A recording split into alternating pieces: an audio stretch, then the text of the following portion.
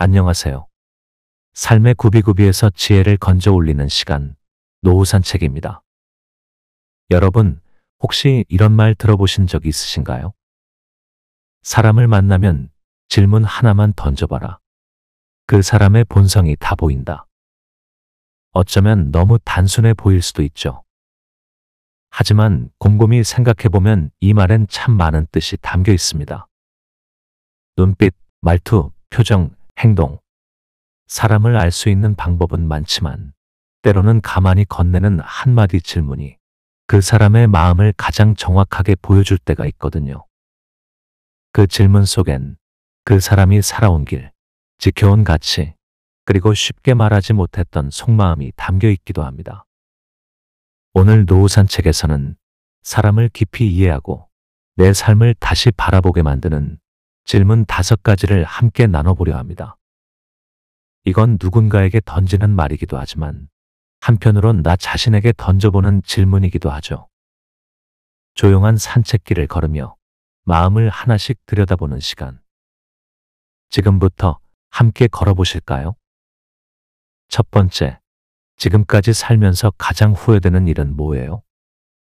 우리가 평생을 살아오며 마음 한켠에 꼭 붙들고 있는 감정. 그중 하나는 아마 후회일 겁니다. 경기도 안산에 사는 78세 김문자 여사님은요. 요즘도 가끔씩 그 시절을 떠올릴 때마다 그땐 왜 그렇게 바빴을까 싶다고 말씀하십니다. 애들이 옆에서 뭐라 해도 나중에 얘기하자 하고 넘겼거든요. 근데 지금은 알아요. 그 나중에는 다시 안 온다는 걸. 그 말이 오래도록 가슴에 남습니다.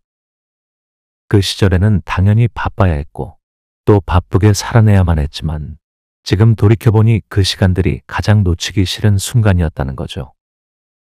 심리학에서는 후회를 우리가 중요하게 여기는 것을 놓쳤을 때 느끼는 감정이라 설명합니다. 그 말인즉슨 우리가 무엇을 아끼고 사랑했는지, 어떤 삶을 살고 싶었는지를 보여주는 감정의 거울이라는 뜻입니다. 심리학자 토머스 길로비치의 연구에 따르면 사람은 행동했던 일보다 하지 않았던 일에 대해 더 오래 깊이 후회한다고 합니다. 그때 왜 아무 말도 못했을까? 그 사람 손을 왜 안 잡았을까? 그 선택을 왜 미뤘을까? 이런 마음들이 평생을 따라다니는 거죠. 사실 후회 없는 삶이란 없어요. 하지만 중요한 건 그 후회에서 우리가 진짜 아끼는 것이 무엇인지를 알아차리는 것입니다. 어떤 분은 사랑하는 사람에게 마음을 표현하지 못했던 일, 어떤 분은 너무 늦게 사과한 일, 또 어떤 분은 자신을 너무 뒤늦게 챙기기 시작한 걸 가장 후회하곤 하십니다. 이렇게 물어볼 수 있겠죠. 내가 가장 후회하는 순간은 언제였을까? 그 일이 왜 지금도 내 마음에 남아있을까? 그때의 나에게 지금의 나는 어떤 말을 해줄 수 있을까? 이런 질문은 과거에 갇히게 하려는 게 아닙니다. 오히려 지금부터의 삶을 다르게 살아가게 해주는 힘이 되죠. 프랑스 철학자 앙드레 콩트 스퐁빌은 이렇게 말했습니다. 후회는 삶을 되돌릴 수는 없지만 되돌아본 사람만이 지금을 새롭게 살 수 있다. 그렇습니다. 후회는 과거에 머무르는 감정이 아니라 오늘을 더 잘 살아가기 위한 재료입니다. 그리고 그 감정은 어쩌면 지금 이 순간에도 우리가 바꾸고 회복할 수 있는 무언가를 알려주는 신호일지도 모릅니다. 두 번째, 요즘 가장 신경 쓰이는 게 뭐예요? 이 질문은 얼핏 보면 단순해 보이지만 그 사람이 요즘 어디에 마음이 머물러 있는지, 무엇에 마음이 지치고 있는지를 보여주는 매우 현실적이고도 깊은 질문입니다. 실제로 많은 어르신들께 이 질문을 드려보면 대답은 정말 다양합니다. 요즘은 허리가 자주 아파서 그게 계속 신경 쓰여요. 우리 딸이 너무 힘들어 보여서 마음이 놓이질 않아요. 은행에서 보내는 문자, 사기 아닐까 싶어 늘 불안해요. 신경 쓰인다는 건 그만큼 그 일에 마음이 묶여 있다는 뜻입니다. 때로는 몸의 통증, 때로는 사람에 대한 걱정, 어쩌면 자기 자신에 대한 불안이기도 하죠. 미국 심리학회의 연구에 따르면 현재 가장 신경 쓰는 문제가 사람의 기분, 수면, 인간관계, 건강까지 직접적인 영향을 미친다고 합니다. 그만큼 신경이 곧 마음의 방향이고 그 방향에 따라 삶의 질이 달라진다는 거죠. 신경을 곤두세운다는 건 그만큼 예민하게 살아가고 있다는 뜻일 수도 있고 반대로 돌보지 못한 감정이 남아있다는 신호일 수도 있습니다. 심리상담 현장에서는 이 질문이 사람의 내면을 여는데 아주 효과적인 대화 도구로 쓰이기도 합니다. 특히 시니어 상담에서는 요즘 제일 신경 쓰이는 게 뭐예요? 라는 말 한마디에 그동안 눌러왔던 감정이나 말로 표현하지 못했던 외로움이 터져 나오기도 하죠. 그리고 이 질문은 우리 자신에게도 꼭 해볼 수 있는 질문입니다. 나는 요즘 무엇에 마음을 가장 많이 쓰고 있지? 그건 내가 바꿀 수 있는 일일까? 아니면 놓아도 되는 걸까? 지금 신경 쓰고 있는 일이 나의 에너지를 빼앗는 일인지, 나를 지켜주는 일인지 가만히 들여다볼 필요가 있습니다. 때로는 신경 끄는 연습이 마음을 단단하게 만들어주기도 하니까요. 누군가와 대화를 시작할 때 이렇게 가볍게 건네보세요. 요즘은 뭐가 제일 신경 쓰이세요?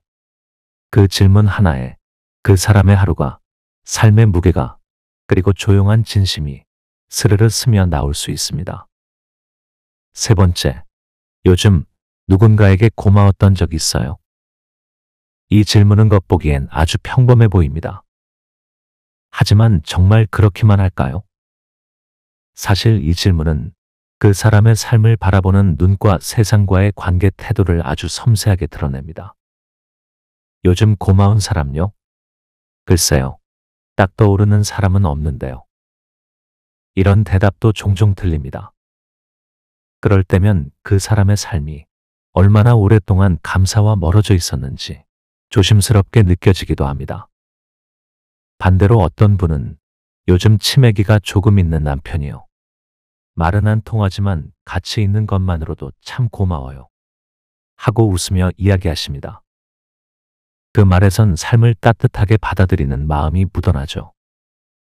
심리학에서는 감사를 정서적 보골력, 즉 회복 탄력성을 높이는 가장 강력한 감정 중 하나라고 말합니다. 감사하는 마음을 자주 느끼는 사람은 우울감, 외로움, 분노 같은 감정에 덜 휘둘리고 삶을 긍정적으로 바라볼 가능성이 훨씬 높다고 해요. 실제로 하버드 의대 연구에 따르면 매일 감사한 일을 3가지씩 떠올리는 것만으로도 수면의 질, 면역력, 전반적인 행복감이 유의미하게 향상된다고 합니다. 그런데요, 감사를 느끼는 것도 습관입니다. 매일매일 바쁘고 지친 하루를 살다 보면 고마움보다는 답답함, 억울함, 아쉬움 같은 감정이 먼저 올라올 수 있죠.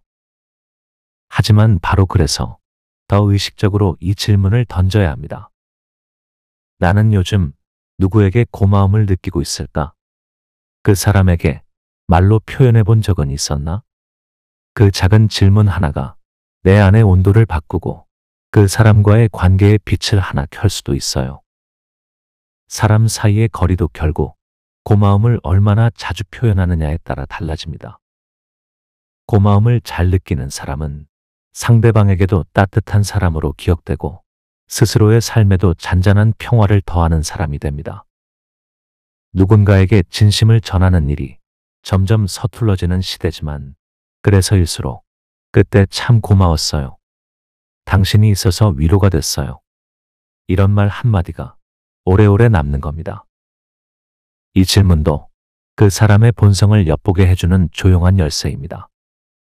누구에게 감사하냐는 질문엔 사람에 대한 애정과 삶을 바라보는 마음의 결이 분명하게 드러나 있으니까요. 네 번째, 사람이 왜 사는 걸까요? 누군가 이런 질문을 툭 던졌을 때 우리는 보통 이렇게 말하곤 합니다. 글쎄요, 사는 게 사는 거지. 혹은 그걸 내가 어떻게 알아요? 그냥 버티는 거지 뭐. 사실 이 질문은 살면서 한 번쯤은 누구나 떠올려 봤을 법한 물음입니다. 특히 어느 순간 문득 이렇게까지 살아야 하나 싶은 날엔 더더욱 그렇죠. 그런데요, 왜 사는가에 대한 질문은 철학자들만 하는 게 아닙니다. 이건 평범한 우리 모두의 질문이기도 해요. 그리고 나이가 들수록 몸이 예전 같지 않고 하루하루가 더 소중해질수록 이 질문은 점점 더 자주, 더 깊이 찾아옵니다. 심리학자 빅터 프랭클은요, 아우슈비츠 수용소에서 살아남은 생존자로 죽음의 수용소에서라는 책을 썼던 사람이죠. 그는 이렇게 말했습니다. 삶의 의미를 찾는 사람은 어떤 고통도 견딜 수 있다. 그가 수용소에서 버틸 수 있었던 이유는 내가 왜 살아야 하는가에 대한 분명한 이유가 있었기 때문이라고 해요. 다시 아내를 만나기 위해, 내가 전하고 싶은 이야기를 세상에 남기기 위해, 그 이유가 있었기에 그는 삶을 포기하지 않았습니다. 우리는 물론 그런 극단적인 상황에 있는 건 아니지만 우리에게도 살아가는 이유는 필요합니다. 그게 꼭 거창할 필요는 없어요.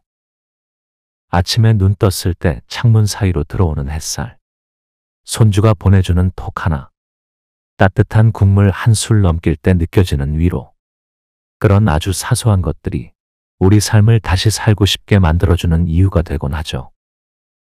반대로 이유 없는 삶은 작은 어려움에도 쉽게 지칩니다. 도대체 내가 왜 이걸 견뎌야 해? 이 생각이 들면 몸은 그대로인데 마음이 먼저 무너집니다. 이 질문은 사실 삶의 방향을 정하는 나침반 같은 겁니다. 지금 내가 어디를 향해 가고 있는지, 무엇을 위해 힘을 내고 있는지 잠시 멈춰 서서 들여다보게 해주는 말이죠. 그리고 꼭 누군가와 나눠보지 않더라도 이 질문은 자기 자신에게 묻는 것으로도 충분한 가치가 있습니다. 나는 요즘 왜 살아가고 있지? 무엇이 나를 다시 일어나게 만들고 있지? 그 질문 하나가 우리를 다시 붙들고 일으켜주는 힘이 될 수도 있습니다. 5번째, 이건 절대 못 참겠다 싶은 상황이 있어요. 나는 약속 어기는 사람은 절대 못 봐. 남 무시하는 말투. 그건 용서가 안 돼요. 고마운 줄도 모르고 당연하다는 듯 행동하면 정말 싫더라고요. 살다 보면 누구나 참을 수 있는 일과 참을 수 없는 일이 분명히 나뉘기 마련입니다. 그걸 심리학에서는 경계, 혹은 내가 지키고 싶은 가치의 선이라고 부릅니다. 이 질문을 누군가에게 던지면 처음에는 잘 모르겠는데요 하다가도 곧 한두 가지는 꼭 떠올리게 됩니다. 그 이유는 사람은 누구나 자기만의 도덕 기준과 인생 철학을 가지고 있기 때문이에요. 그건 책으로 배운 것이 아니라 살면서 겪고 깨달은 것이죠. 심리학에서는 참을 수 없는 상황을 알게 되는 건 자기 이해의 중요한 출발점이라고 말합니다. 그게 곧 내가 어떤 사람인지, 무엇을 중요하게 여기는 사람인지를 보여주는 아주 강력한 힌트가 되기 때문이에요. 한 어르신은 이런 말씀을 하셨어요. 나는 무례한 사람은 절대 못 참아요. 나이가 들수록 더 그래. 서로 존중 안 하면 아무 관계도 안 되는 거니까. 또 어떤 분은 이렇습니다. 나는 거짓말 하는 사람하고는 같이 못 있어요. 그게 자식이든 친구든 한번 무너지면 다시는 못 믿겠더라고요. 이런 말들 속에는 그분이 어떤 사람이고 어떤 인생을 살아오셨는지가 고스란히 담겨 있죠. 또한 못 참는 것이 있다는 건 곧 소중히 여기는 것이 있다는 뜻입니다. 무례함을 못 참는 사람은 예의를 중요하게 여기는 것이고 거짓을 못 참는 사람은 진심을 지키려는 사람이죠. 그래서 이 질문은 그 사람의 본성을 가장 선명하게 드러내주는 핵심적인 질문이라고도 할 수 있습니다. 가끔은 우리 자신에게도 물어봐야 합니다. 나는 어떤 상황에서 마음이 가장 불편해지지? 그때 나는 왜 그렇게까지 화가 났을까? 혹시 그 안에 내가 정말 지키고 싶었던 무언가가 있었던 건 아닐까? 이 질문을 따라가다 보면 내 감정이 요동치는 이유를 조금은 더 깊이 이해하게 됩니다. 그리고 나와 가까운 사람들과 더 건강한 거리를 유지하기 위한 심리적 나침반도 얻게 되죠. 사람을 단번에 다 알 수는 없습니다. 하지만 조심스레 던진 질문 하나가 그 사람의 속마음을 열고 삶의 결을 들여다보게 해주는 열쇠가 되기도 하죠. 오늘 함께 나눈 5가지 질문 기억하시나요? 지금까지 살면서 가장 후회되는 일은 뭐예요? 요즘 제일 신경 쓰이는 게 뭐예요? 요즘 누군가에게 고마웠던 적 있어요? 사람이 왜 사는 걸까요? 이건 절대 못 참겠다 싶은 상황이 있어요. 이 5가지 질문은 누구에게 던지든 그 사람의 진짜 이야기를 만나게 해주는 질문들입니다. 그리고 그 질문을 통해 우리는 타인을 더 깊이 이해하고 나 자신도 조금 더 따뜻하게 바라보게 됩니다. 질문은 때로 답보다 더 중요한 것을 깨닫게 해주죠. 그건 바로 내가 어디에 마음을 두고 살아가고 있는가 하는 것. 지금 이 방송을 듣고 계신 여러분도 오늘 밤 조용히 마음속에 하나쯤 던져보시면 어떨까요? 나는 왜 살아가고 있을까? 요즘 가장 고마운 사람은 누구지? 그때 왜 그 말을 하지 못했을까? 그 질문의 끝에 우리가 다시 붙잡고 싶은 관계, 지켜내고 싶은 가치, 그리고 여전히 살아가는 이유가 조용히 떠오를지도 모릅니다. 노후의 삶은 아직 쓰고 있는 이야기입니다. 질문 하나하나를 따라 걸으며 오늘도 조금 더 단단하게, 조금 더 따뜻하게 살아가시길 바랍니다. 노후 산책은 언제나 여러분 삶의 길 위에서 조용한 동행이 되겠습니다. 오늘도 귀 기울여 주셔서 고맙습니다. 우리는 또 다음 산책길에서 인사드릴게요. 평안한 하루 보내세요.